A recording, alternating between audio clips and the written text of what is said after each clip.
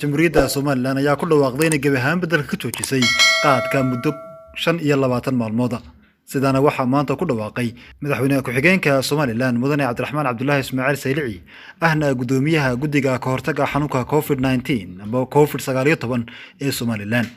madaxweynaha ku-xigeenku wuxuu sheegay in go'aanka ay ku joojiyeen qaadku dhaqan geliyo 26 bishan oo ku beegan axadda toddobaadka dambe.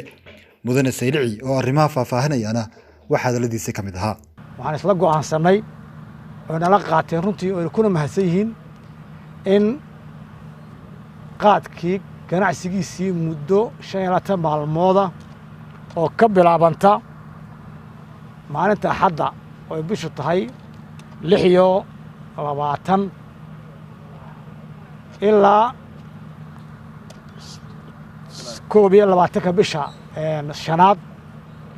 oo ah 2 cisho ka hor ciidda muddo 25 maalmood inaanan jaad Somaliland laga ganacsan lana keeni karin ayaan isla qaadan runtii waxaan markaa leenahay dhammaan maamulada gobolada iyo degmooyinka iyo dhammaan ciidamada kala duwan ee amniga Somaliland ka shaqeeya laga bilaabo maalinta axadda cidkii lagu arko inay jaad ganacsi soo gelinayso ama jaad soo gelinayso nooc doona ahaadee dalka soo gelinayso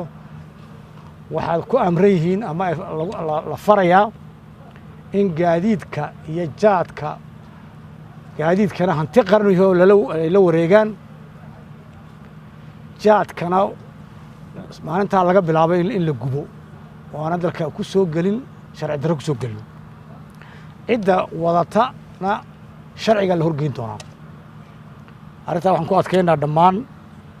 hay'adaha amniga iyo maamulada gobolada iyo degmooyinka in amarkaasi laga bilaabo axadda ay fuliyaan iyaga oo aan ka digayno maadaama dadkii ka ganacsanayay ganacsatada jaadka ay nala qaateen runtii aad iyo aad aan ugu mahadnaqayno runtii cidda kale ee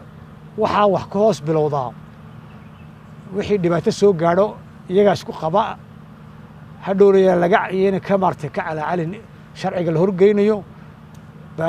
shayga uu hadhow gaadiidu hadduu ku keenaba khasaarahaasi saas ku qabi doona marka waxaan leenahay ummadda reer Soomaaliya meel joogtaba waxaan isla garanay ganacsatadaasi inaan ka wada shaqeyno sidii looga hortagi lahaa qudhooda oo farsamahan xukuumadda kaliya fulinta kuma eka waxay nala qaateen ganacsatadaasi inay waliba bisha ay diyaar u yihiin ama 25 maalmood inay diyaar u yihiin inay nagala hawl galaan si loo joojin lahaa marka shacabka reer Soomaaliya meel kasta joogaan waxaan ka codsanaynaa haddaan inagu wada qaadano in wax xanuun baankani dhib nagu yahay in qof walba jaadka iska daayo 25 maalmood oo haddii day la waayo qofkii cunay la waayo kii keenayna la heli maayo marka waxaan leeyahay ummadda shacabka reer Soomaaliya meel joogaba askar ha wada noqdaan ha laga hortago 25 maalmood jaad dambe oo dalka soo gala iyadoo ay tahay danteena oo aan ku wada badbaadinayno lafeena ku badbaadinayno inoo ilaahay la kaashanayna